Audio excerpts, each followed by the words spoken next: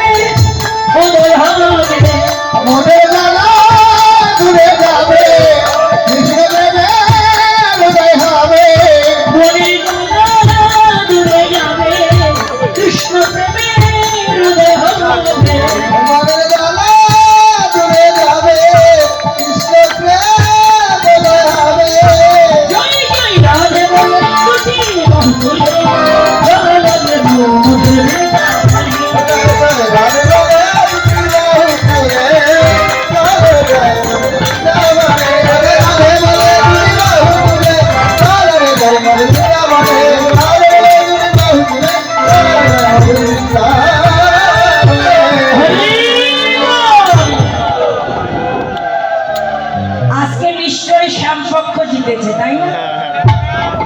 শ্যামেরা জিতেছে না রাধারানীরা জিতেছে? শ্যাম শ্যাম শ্যামেরা? হ্যাঁ দুই পক্ষ। তাহলে কে বললো?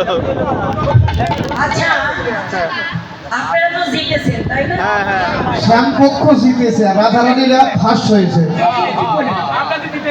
আপনারা জিতেছেন? হ্যাঁ হ্যাঁ জিতেননি? হ্যাঁ রাধারানী জিতেছে। তাহলে রাধারানীরা কি পুরস্কার পেয়েছে? এক কেজি হয়ে পাবে তাই না? পুরস্কার লিখে দিয়েছে। হরি বল। আমাদের এই বৃন্দাবনে গোবিন্দই জিতুক আর রাধারানী জিতুক। আমাদের রাধা গোবিন্দকে এবার যুগল করে দাবিয়ে যুগল বদনে সেবা প্রদান অন্তে যুগল চরণে আরতি করবে। তো যুগল চরণে আরতি প্রদান অন্তে সেবা অন্তে সখীবৃন্দ বিলাস মন্দির রচনা করে রাধা গোবিন্দকে বিলাসে রাগবার জন্য বিভোর হলেন। ওরে রসজাগরণে নিকুঞ্জ ভুবনে এলো আবার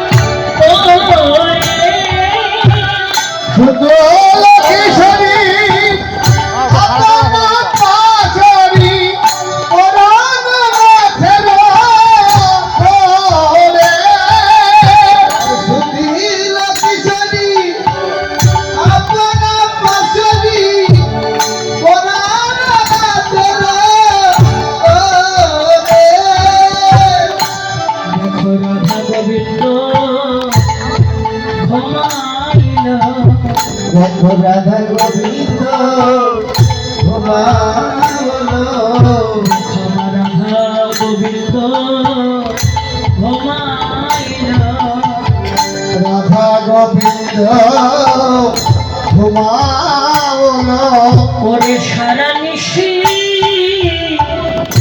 নেচে গেয়ে রাধা গোবিন্দ ঘুমাইল ওই সারা নিশি বেঁচে গেলে রাধা গোবিন্দ ঘুমাইল ওরে সারা নিশি নেচে গেয়ে ভক্তের হৃদয় বিলাস কুঞ্জ মাঝে মন্দির মাঝে রাধা গোবিন্দ ঘুমাইল